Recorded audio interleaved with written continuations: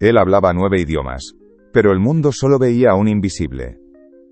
¿Alguna vez has sentido que tu verdadero valor estaba oculto a plena vista, enterrado bajo capas de prejuicios y expectativas ajenas, esperando tan solo una grieta en la realidad para poder salir a la luz? En el corazón palpitante y metálico de Madrid, allí donde las torres de Azaca perforan un cielo que con demasiada frecuencia se viste de un gris plomizo, la noche no duerme, simplemente cambia de ritmo. Se despoja del frenesí de los maletines y los tacones afilados para entregarse a una cadencia más lenta, más íntima, marcada por el susurro de las fregonas sobre el mármol y el eco solitario de los carritos de limpieza en los pasillos infinitos. Es un universo paralelo que cobra vida cuando el sol se esconde, un reino de silencio y luces de neón donde el olor a desinfectante de pino se convierte en el perfume dominante, un aroma que impregna el aire acondicionado y se adhiere a la ropa como un recordatorio constante del lugar que uno ocupa. En este mundo, en el interior del colosal edificio Titania, una catedral de cristal y acero que de día es un hervidero de ambición, Samuel, un joven de 22 años cuyos rasgos delatan su ascendencia senegalesa, conoce cada recoveco, cada sombra, cada corriente de aire. Su familiaridad con el edificio no nace de un contrato laboral, sino de un ritual de amor filial. No es un empleado, es un hijo. Cada noche, sin falta, atraviesa las puertas giratorias automáticas, que parecen suspirar a su paso, para llevarle la cena a su madre. Sus manos, a diferencia de las de ella, no están agrietadas por la lejía, ni encallecidas por el esfuerzo físico. Están manchadas de tinta, marcadas por las historias y el conocimiento que devora en los libros de segunda mano que se apilan en la pequeña y abarrotada vivienda que comparten en un barrio periférico. Un universo de papel que contrasta brutalmente con la opulencia aséptica de este lugar. Él espera, en un rincón discreto, sintiendo el frío del mármol bajo sus pies, un espectador silencioso en un teatro vacío, aguardando la única presencia que da sentido a su incursión nocturna en el vientre de la bestia. Esta es una historia real, tejida con los hilos de la dignidad y la perseverancia que vemos cada día en millones de rostros anónimos que, como el de Amina, la madre de Samuel, sostienen el mundo en silencio. Historias que merecen ser contadas y escuchadas por una comunidad que valora la fuerza del espíritu humano. Comenta de dónde nos asistes y toca en suscribirse ahora. Es gratis y no sales del vídeo. Amina se desliza por esos pasillos con la gracia de un fantasma digno, una sombra eficiente que borra las huellas del día. Su cuerpo, después de incontables años dedicados a este trabajo, ha adoptado una curvatura permanente, una reverencia forzada ante una vida de servicio. Pero en su mirada no hay sumisión. Cuando sus ojos, a menudo cansados pero siempre lúcidos, se posan en su hijo, que la espera pacientemente con un tupper caliente entre las manos, se enciende una llama de orgullo feroz y silencioso, un fuego que ninguna cantidad de amoníaco puede apagar. Es un orgullo que ha alimentado con los tesoros que otros desechan. Durante años, ha sido ella quien, con un gesto casi clandestino, ha rescatado de las papeleras de embajadas, consultoras internacionales y despachos de abogados, los periódicos y revistas que el primer mundo daba por obsoletos al final de la jornada. Asterisco Le Monde, The Guardian, Der Spiegel, Asahi Shimbun asterisco. Papeles arrugados, manchados de café, que para otros eran basura, pero que para ella eran las ventanas a un universo que quería regalarle a su hijo. Cada ejemplar rescatado era un ladrillo en la construcción del futuro de Samuel, un futuro que ella imaginaba más allá de aquellos pasillos de mármol. Samuel aprendió a leer el mundo a través de esos descartes, descifrando no solo las palabras en francés, inglés, alemán o japonés, sino también los matices culturales, las crisis económicas y los avances científicos que contenían. El suelo que su madre limpiaba se convirtió, irónicamente, en la tierra fértil de la que brotó su extraordinaria erudición. La fuerza que se opone a este silencioso pacto de amor y sacrificio, tiene un nombre y ocupa la suite más alta del edificio, un nido de águila con vistas panorámicas a toda la ciudad.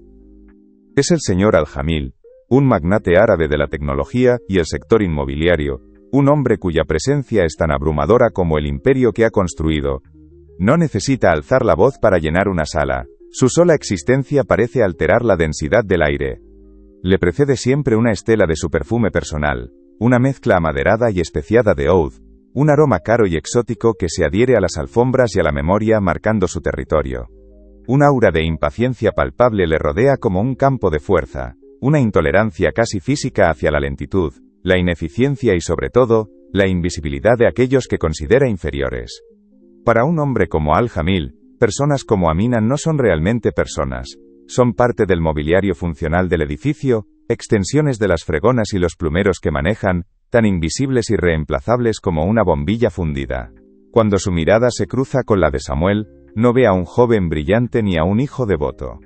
Ve una extensión de su madre, una sombra anclada a la misma vida de servidumbre, un eslabón más en una cadena de pobreza que, en su mente, es tan inmutable como las leyes de la física.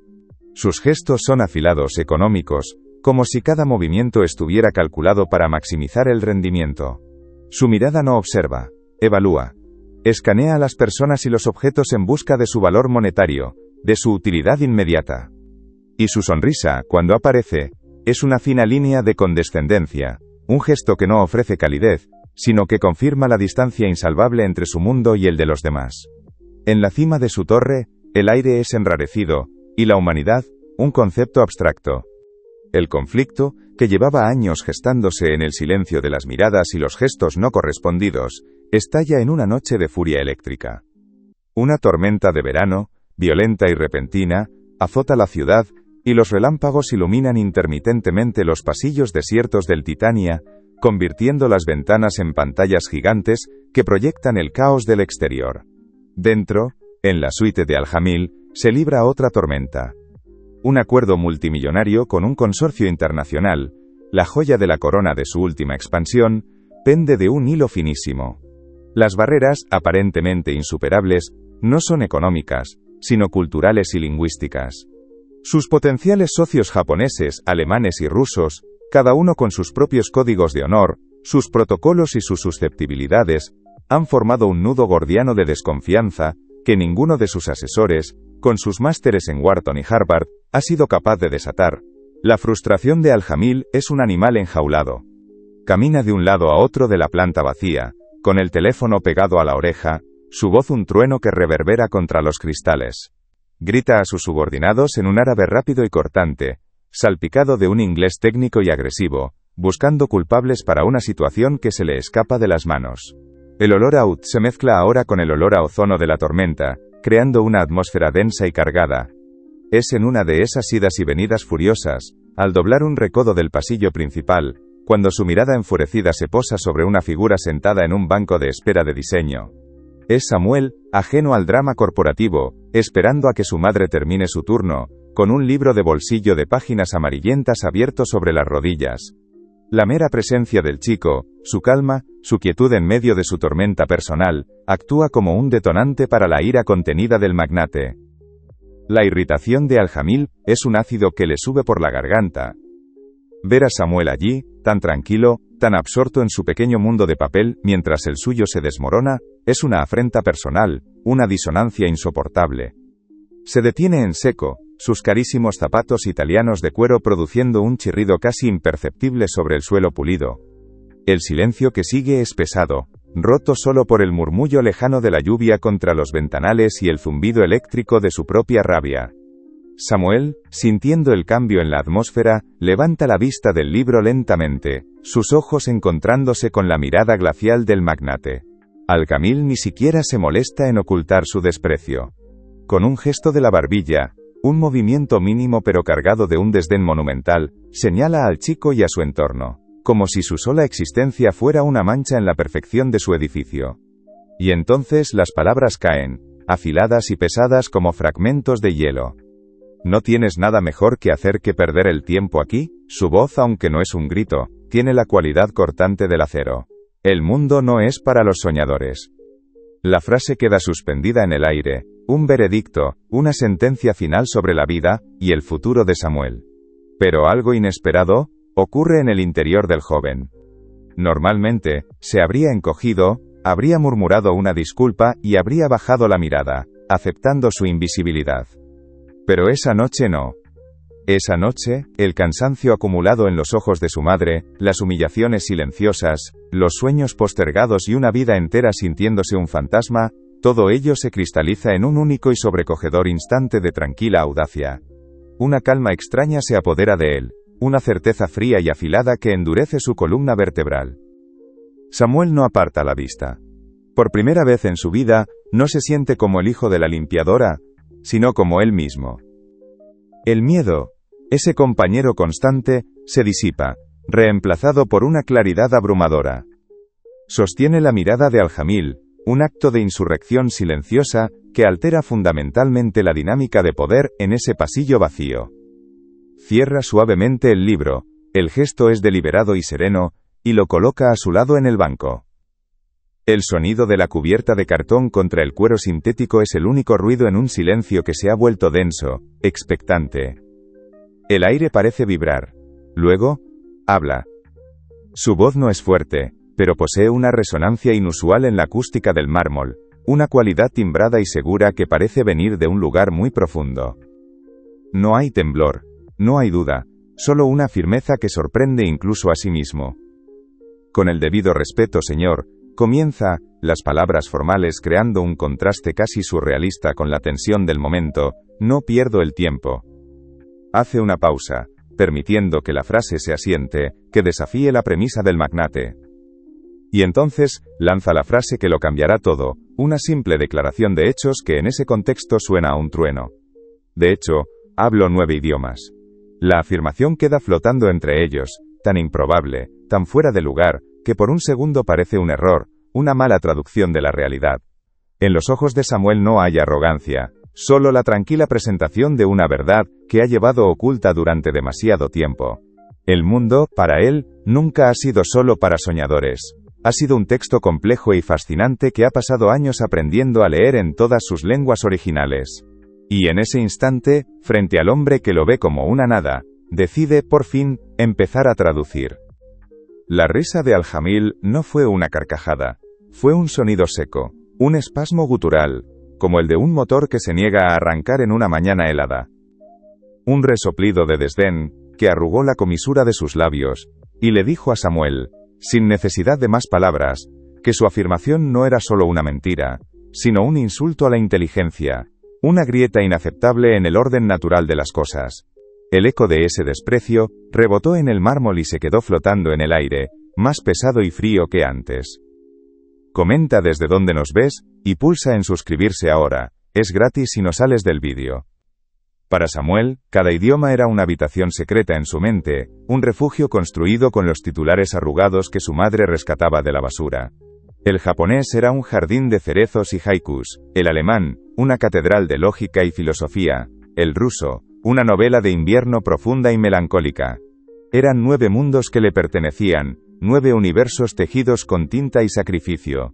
Pero en ese pasillo, bajo la luz fluorescente y la mirada de desprecio del magnate, las puertas de esas 9 habitaciones parecían selladas, y la única lengua que importaba era la del poder, una que él no creía poseer.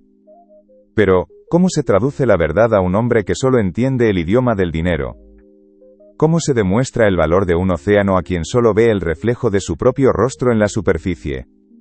Al-Jamil negó con la cabeza, un gesto lento, casi compasivo, que era la forma más cruel de humillación. Se dio media vuelta, rompiendo el contacto visual, un veredicto silencioso que devolvía a Samuel a su caja de invisibilidad. Asterisco 9 idiomas asterisco, pensó el magnate, el sabor de la palabra absurdo, formándose en su paladar. Asterisco, este chico, nacido para fregar suelos, cree que puede impresionarme con fantasías sacadas de sus libros sucios.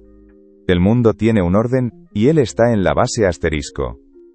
Estaba a punto de seguir su camino, de dejar al chico ahogándose en el eco de su propia audacia, cuando un trino electrónico, agudo y caro, cortó el aire. Era su móvil. La pantalla se iluminó con un identificador en caracteres japoneses, el nombre de su socio en Tokio. El rostro de Al-Jamil se contrajo en una máscara de pura frustración. Desesperado, sabiendo que no tenía otra opción, contestó, activando el altavoz con un golpe seco de su pulgar, como si castigara al propio aparato por traerle más problemas. El rostro de Al-Jamil fue un mapa que se reescribía en tiempo real. La arrogancia se desmoronó, no como un edificio que implosiona, sino como un glaciar que se resquebraja lentamente, revelando un abismo de pura incredulidad. Su boca se entreabrió, el aire pareció faltarle. El chico, que momentos antes era una mota de polvo en su universo, se había convertido en la piedra angular que sostenía su imperio. Y no se detuvo ahí. Una voz alemana, dura y técnica, se unió a la llamada, y Samuel, con una calma sobrenatural, cambió de idioma como quien pasa una página, aclarando una cláusula compleja. Luego, un inversor ruso, su voz un trueno de desconfianza, y de nuevo Samuel, ahora en un ruso fluido y conciliador, desarmando la tensión, construyendo un puente de palabras sobre un mar de malentendidos. Cada idioma era un ladrillo de oro que el joven colocaba en su lugar. Y fue entonces cuando, al final del pasillo apareció Amina. Su corazón se detuvo. Vio a su hijo, erguido, hablando con el hombre que podía borrar sus vidas con un chasquido de dedos. El miedo le atenazó la garganta. ¿Estaba presenciando un milagro o el preludio de una catástrofe? No dejes que esta historia se detenga aquí. Compártela con alguien que necesite escuchar esto ahora. El silencio que siguió no estaba vacío. Era un vacío que absorbía todos los sonidos de la noche. La lejana tormenta, el zumbido de los servidores, el frenético latido de 3 corazones. Al-Jamil miraba a Samuel, pero por primera vez, lo veía. No al hijo de la limpiadora, no a una sombra en un banco, sino a una fuerza de la naturaleza que acababa de desviar el curso de su destino. En el otro extremo del pasillo, Amina permanecía petrificada, con la fregona a medio escurrir en el cubo, una estatua de terror y asombro. Su mundo, un universo de rutinas y precauciones, se había hecho añicos, y no sabía si el sonido que oía era el de las cadenas de su hijo rompiéndose o el de una nueva jaula, más grande y dorada, cerrándose a su alrededor. Con un movimiento brusco, casi violento, Al-Jamil cortó la llamada. Se giró hacia Samuel, su rostro una mezcla indescifrable de furia y cálculo. No dijo gracias. No dijo bien hecho. Un hombre como él no tenía esas palabras en su vocabulario. En su lugar, hizo un gesto con la cabeza hacia el ascensor privado que conducía a su despacho en la última planta. «Ven conmigo», ordenó. No era una invitación, era una apropiación. El nuevo obstáculo no era la incredulidad, sino la posesión.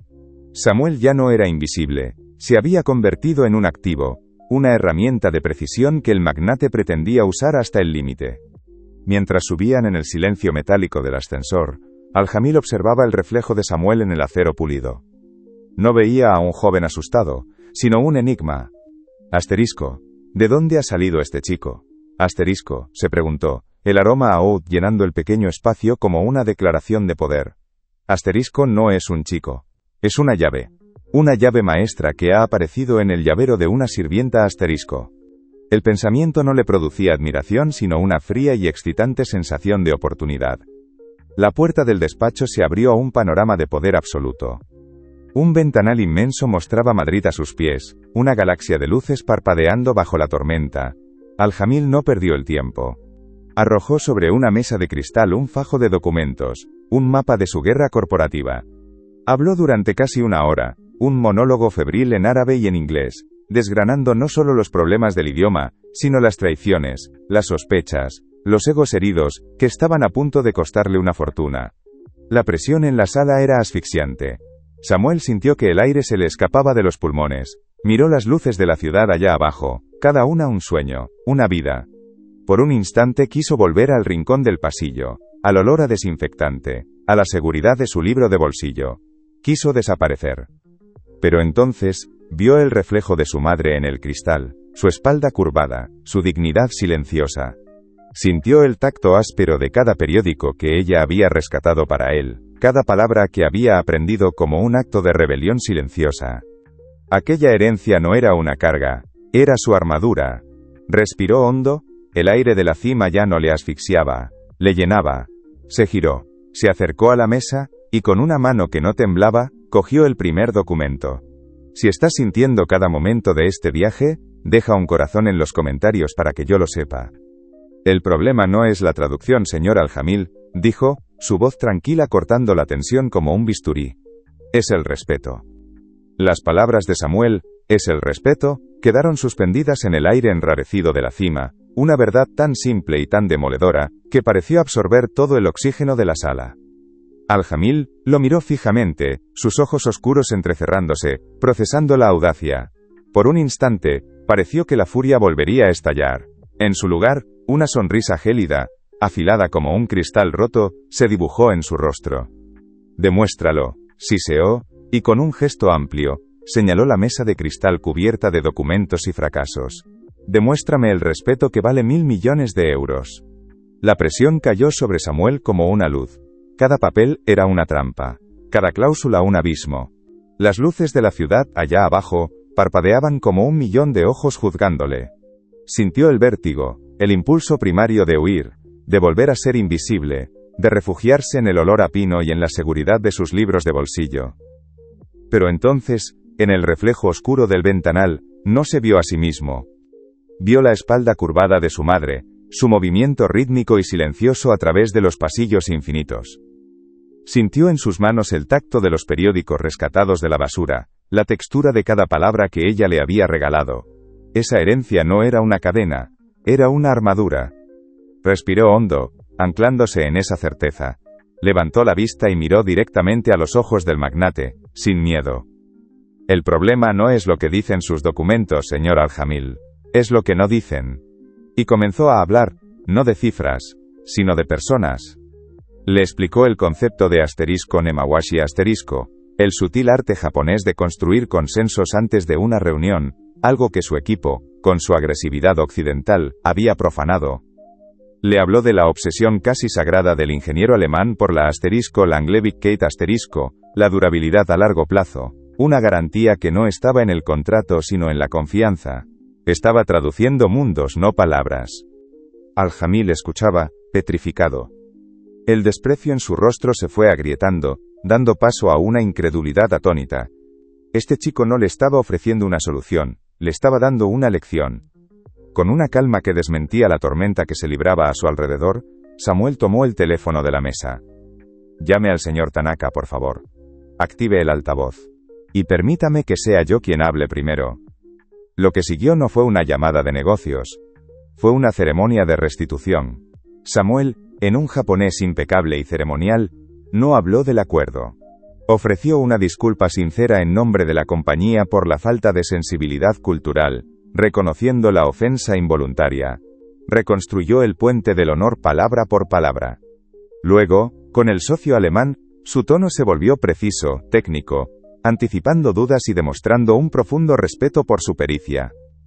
Con el inversor ruso, su voz se tornó más cálida, buscando un terreno común, una conexión personal más allá de las cláusulas. Al-Jamil fue un espectador en su propio imperio, viendo cómo un chico invisible, armado solo con la dignidad y el conocimiento heredado de su madre, lograba en minutos lo que su ejército de asesores no había conseguido en meses. Era como ver a un maestro de ajedrez, jugando en 9 tableros a la vez, y ganando en todos. Cuando la última llamada terminó, el silencio que llenó el despacho no era de tensión, sino de asombro. Los acuerdos no solo estaban salvados, eran más sólidos, forjados ahora en el metal del respeto mutuo.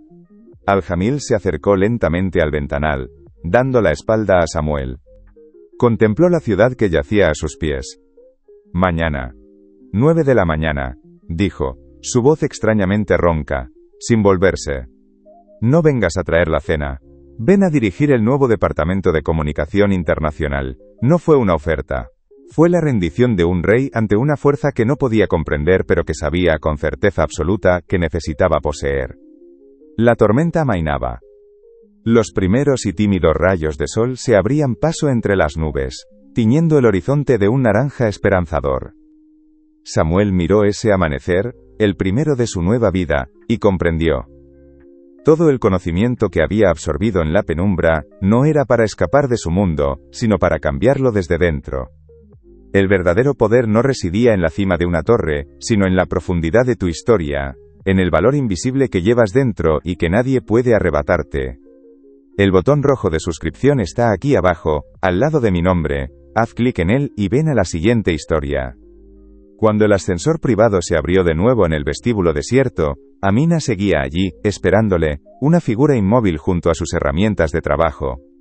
El pánico en su rostro se transformó en una pregunta muda al ver a su hijo emerger de la guarida del león, ileso. Samuel se acercó, no dijo nada. Simplemente tomó la mano de su madre, esa mano callosa que le había entregado el universo entero, y la apretó con fuerza. Juntos, cruzaron las puertas giratorias, dejando atrás para siempre el reino de las sombras, caminando directamente hacia la luz deslumbrante de la mañana. El mundo no era para los soñadores, había dicho el magnate. Pero en ese instante, Madrid entero parecía un sueño, que por fin les pertenecía. El botón rojo de suscripción está aquí abajo, al lado de mi nombre. Haz clic en él y vente a la próxima historia. No hizo falta un año para que el aire en la cima del Titania cambiara para siempre. El denso y autoritario aroma a oud del señor Al-Jamil ahora compartía el espacio con un olor mucho más antiguo y poderoso, el de los libros viejos, el del papel que ha viajado por el mundo. Era el aroma del despacho de Samuel, que no solo había reestructurado las relaciones internacionales de la compañía, sino que había empezado a reescribir sus cimientos. La primera cláusula de su nuevo contrato no fue un bonus, sino la creación de la Fundación Amina. Y cuando su madre, con la espalda un poco más recta pero con la misma mirada lúcida de siempre, atravesó las puertas principales a plena luz del día, ya no como una sombra, sino como invitada de honor a la ceremonia de inauguración, el silencio del vestíbulo de mármol no fue de indiferencia, sino de un respeto atronador. Aquel día se entregaron las primeras becas universitarias a los hijos del personal de limpieza, de seguridad, de mantenimiento, los invisibles. Al-Jamil descubrió que el mayor activo de su imperio nunca estuvo en sus cuentas bancarias, sino en la dignidad de una mujer que recogía periódicos de la basura, construyendo un futuro desde los márgenes. Porque hay historias que no se escriben con tinta de lujo, sino con el sacrificio silencioso.